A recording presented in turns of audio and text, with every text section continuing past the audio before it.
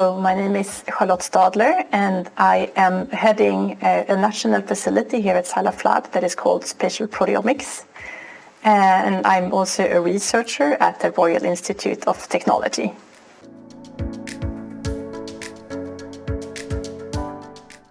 Our primary role is really to bring new technologies and methods to the rest of the research community. Mainly in Sweden, but we could also do projects with users from abroad. And the focus that we have is really then to look at proteins in cells and tissues and to apply some of the novel cutting-edge methods for doing that. So we now focus a lot on highly multiplexed imaging, where we can look at many proteins at the same time in the same sample.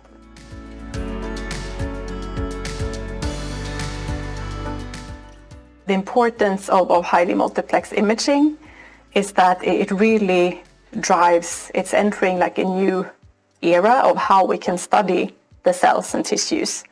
Because before, especially for us that have been working with fluorescence microscopy for many years, as part also of the Human Protein Atlas, we could look at a lot of different proteins, applying antibodies from the Human Protein Atlas.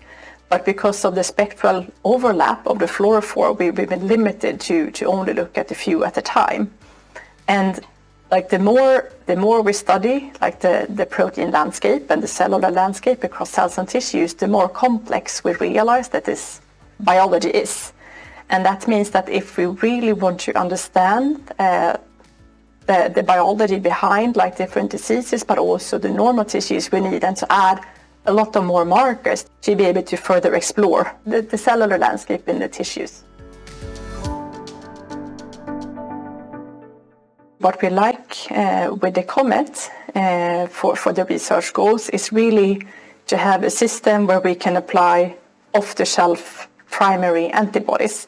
My lab has been working with some other platforms that also allows for highly multiplexed imaging before, and they are based on conjugation of antibodies, which is working well. But given our background and the resources that we have from also the Human Protein Atlas, we wanted to try a method where we can make use of those primary antibodies without the need for conjugation.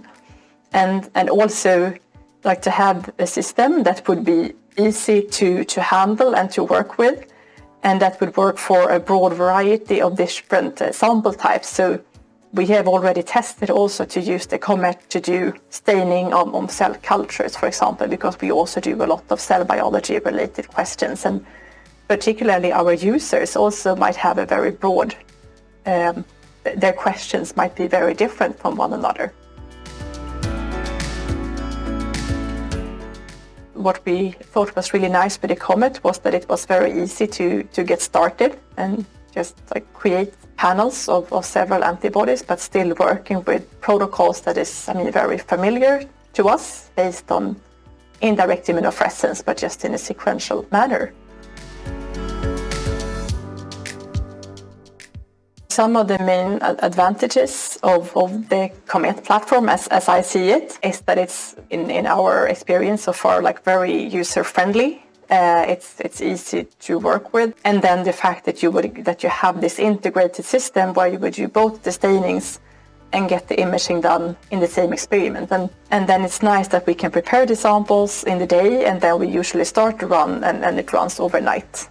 And when we get there in the morning, if everything has gone as it should, we can immediately start to explore the data.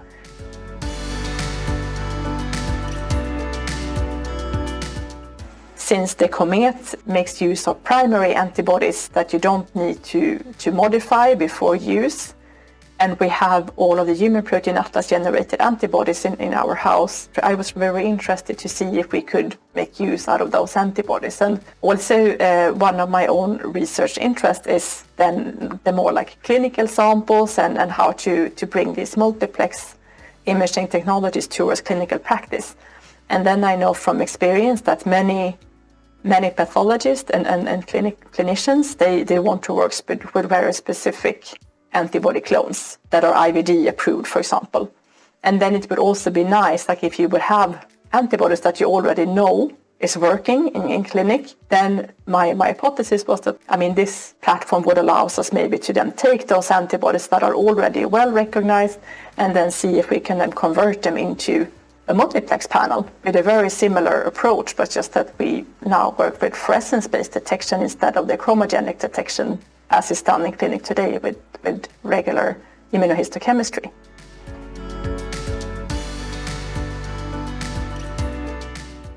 How we plan to use Comet in our future projects. In Emma Lundberg's lab, they have some projects ongoing where they, for example, look at single-cell heterogeneity. So I can see that we would maybe collaborate on some of that project. And then I hope that we will be more and more involved in collaborations with clinicians so that we can use our knowledge and our technical expertise to generate highly multiplex data and evaluate that so that we can combine it with their biological know-how and they could guide us into what question, what markers would it make sense to look at, and we provide our expertise on how to really do it. I think that would be a very strong, mutual beneficial collaboration.